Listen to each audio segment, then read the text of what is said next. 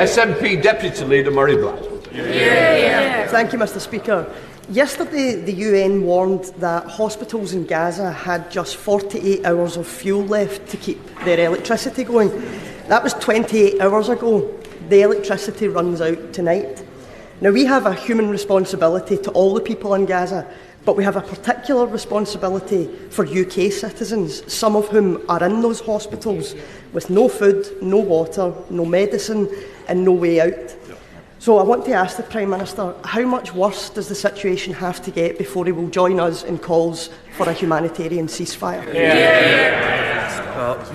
Mr. Speaker, from the start, we have said that the first and most important principle is that Israel has the right to defend itself under international law. Our support for that position is absolute and unchanged.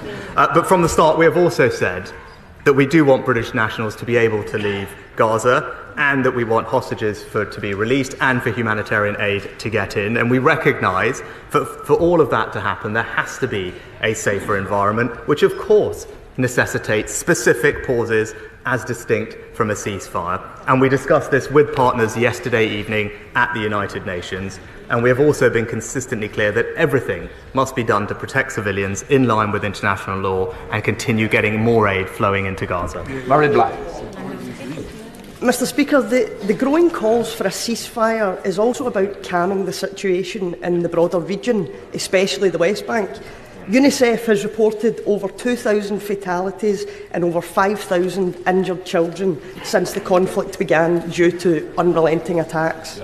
If we ignore this, we risk pouring petrol on a fire in a place that only requires a spark to ignite.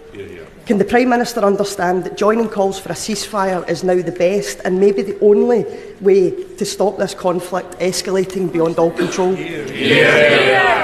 Mr. Speaker, we do have to remember that Israel has suffered a shockingly brutal terrorist attack. Hamas is responsible for this conflict and has the right to protect itself in line with international law, as the UN Charter makes clear. We will continue to urge the Israelis to follow international law, whilst we also have to remember that Hamas cruelly embeds itself in civilian populations.